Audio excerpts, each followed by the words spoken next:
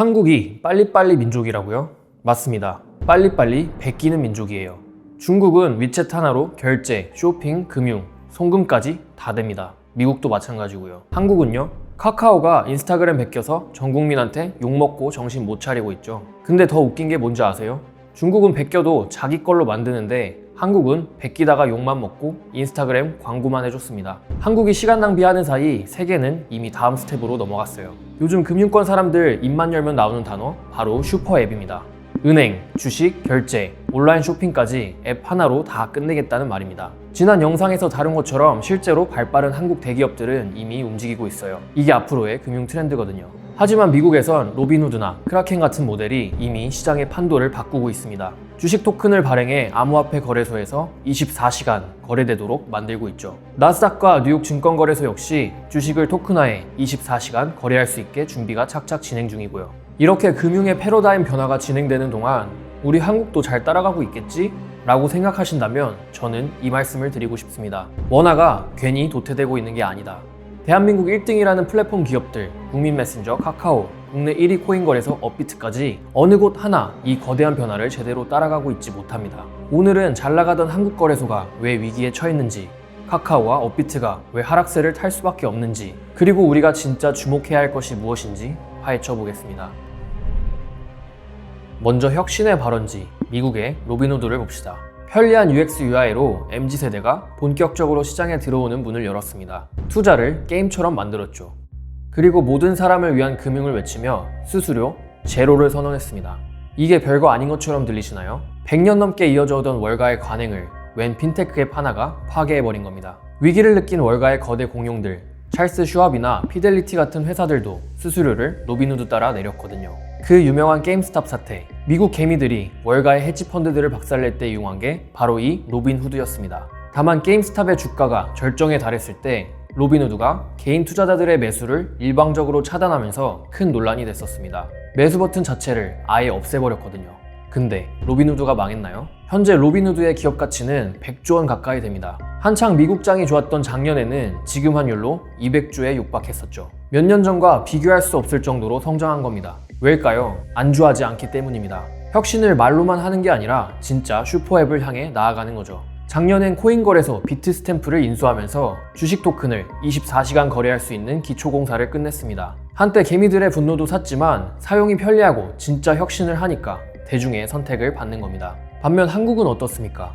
일단 기업 윗선들부터 한숨이 나옵니다. 젊고 진취적인 리더를 세워도 해낼까 말까한 전쟁터인데 고질적인 문제, 자신이 언제나 옳다고 믿는 구시대적 발상과 한세월 걸리는 의사결정 구조가 혁신을 가로막고 있습니다.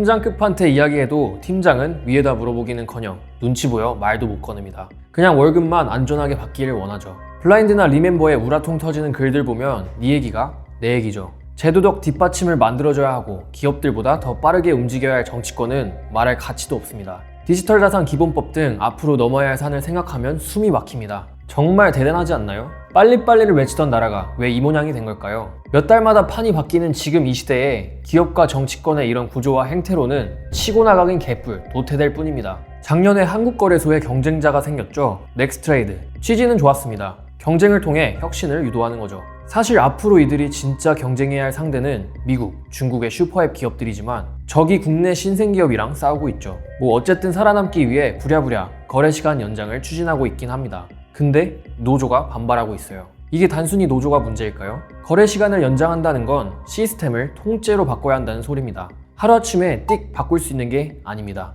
저희도 알죠. 나스닥과 뉴욕 증권거래소도 1년도 전부터 준비해왔거든요. KRX는 그동안 독점의 기대 등 따시고 배부르게 있다가 작은 경쟁자 하나 생기니 이제서야 정신을 번쩍 차린 겁니다. 제대로 된 준비도 없이 속도로 밀어붙이려니 노조가 반발하는 건 당연하죠. 근데 더 심각한 건 24시간 거래를 도입하지 않으면 한국거래소든 넥스트레이드든 진짜 망할 수도 있다는 겁니다. 삼성전자를 한국거래소 말고 로빈후드에서 사는 날이 언젠가 옵니다. 저희한테는 그게 좋겠지만 그때 돼서 한국거래소는 뭘 하고 있을까요? 만약 로빈후드와 크라켄에서 삼성전자 주식 토큰을 더 싼 수수료로 24시간 거래까지 할 수 있다면 한국의 거래소들을 쓸 이유가 없어지는 거죠. 근데 이건 전통 금융회사만의 문제가 아닙니다. 저희는 이 치열한 넥스트 인프라 선점하기 경쟁에서 가장 먼저 위기를 맞을 곳은 카카오라고 봅니다. 국민 메신저라는 점유율의 만취에 유저 경험보다 플랫폼 통제 쪽으로 기울어져 있죠. 표현의 자유보다 유저 보호라는 이름하에 검열을 더 중시합니다. 계정 정지 기준이 불명확하고 이의제기 프로세스도 불투명해요.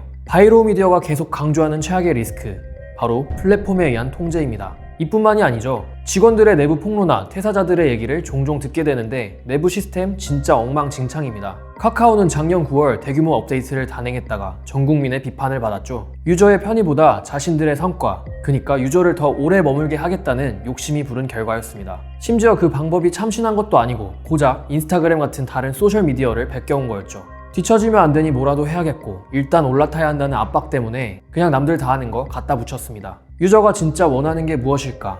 고민을 한 번이라도 해봤다면 나올 수 없는 결과물이었다고 생각합니다. 결국 국민들 반응이 너무 안 좋으니까 내부 폭로글 올라왔던 거 기억하실 겁니다. 이번 업데이트는 특정 인사의 지시에 따라 진행됐다. 기획자와 디자이너는 시키는 대로 만들 수밖에 없다. 개발자, 기획자, 디자이너 모두 반대했지만 받아들여지지 않았다. 알맹이 없이 트렌드만 쫓는 방식은 더 나은 대체제가 나오는 순간 몰락할 수밖에 없습니다. 앞서 얘기한 한국의 고질적인 문제가 혁신의 최전방에 있어야 하는 한국 대표 테크 기업에서도 똑같이 벌어지고 있는 겁니다. 내부적으로 한계에 도달했다면 문어발식으로 몸집만 불릴 게 아니고 확실한 방향성을 세우고 돈 벌었으면 진짜 실력 있는 스타트업을 적극적으로 찾아 빠르게 투자하고 키워서 시너지를 내는 게 지금 카카오를 비롯해 위기에 직면한 한국 기업들이 해야 할 일입니다. 여기서 바이로우가 작년부터 강조해온 철학 하나를 다시 꺼내겠습니다. 여러분이 친구, 연인과 나눈 대화? 그건 어디서 사온 것도 빌린 것도 아닙니다.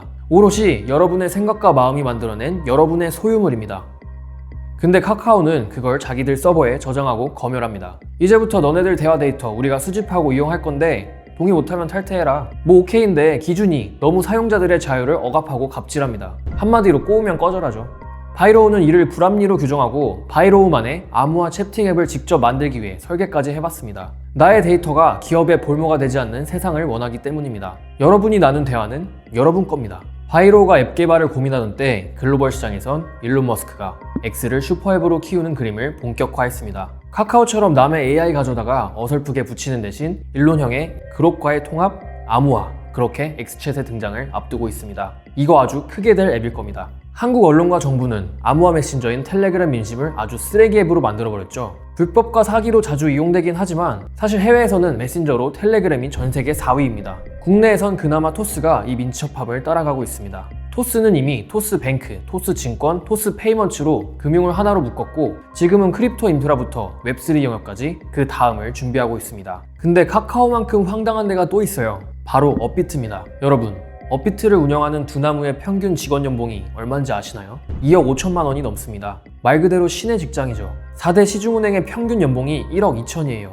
압도해버립니다. 두나무 송치영 회장의 지난해 연봉은 60억이었습니다. 4대 금융지주 회장님들 연봉 다 합친 걸 혼자 받아가는 겁니다. 근데 그럼 뭐하나요? 역시 마찬가지로 국내 시장 점유율 등이 없고 유저 보호를 명분 삼아 과도하게 제한적인 정책을 운영하고 있습니다. 물론 이게 꼭 잘못된 건 아니죠. 필요한 부분도 있으니까요. 하지만 혁신과 유저 경험 개선에는 큰 관심이 없는 것도 분명해 보입니다. 해외 거래소에서 친구 명의로 업비트 계좌에 입금하는 경우 사실상 자금 회수가 어렵고 요구 서류만 10가지가 넘습니다. 거의 입금 한번 잘못했다가 범죄자가 되는 느낌이에요. 자금 세탁 방지 목적은 이해하지만 그 방식이 너무 경직돼 있습니다. 업비트 CEO는 옷가게 사장님 출신입니다. 이 암호화폐 거래소와 관련이 아예 없는 사람이에요. 저희는 그런 곳에 수조 원을 맡기고 있는 겁니다. 근데 사실 쓸 수밖에 없어요. 대안이 없으니까. 글로벌 트렌드는 이미 통제받지 않는 온체인으로 넘어가고 있는데 마치 전통 금융기관처럼 하려는 태도로는 그 흐름을 따라가기 힘들 겁니다. 바이로우 미디어 시청자 여러분, 이제 또 선택해야 합니다. 첫째, 통제에서 벗어나세요. 내 자산과 내 대화가 특정 기업 데이터베이스에 묶여 있다면 당신은 언제든 노예가 됩니다. 둘째, 낡은 것에 미련을 버리십시오. 99%의 대중은 관성 때문에 쓰던 앱을 쓰다 언제나 뒤따라갑니다.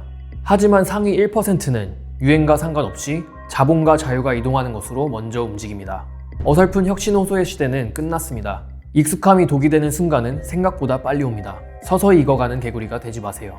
그리고 세상을 보는 눈을 뜨는 것, 자신만의 세계관을 넓히는 것, 그게 통제로부터 멀어지는 첫걸음입니다. 저는 더 날카로운 정보로 돌아오겠습니다. 바이로우 미디어 정꿀이었습니다.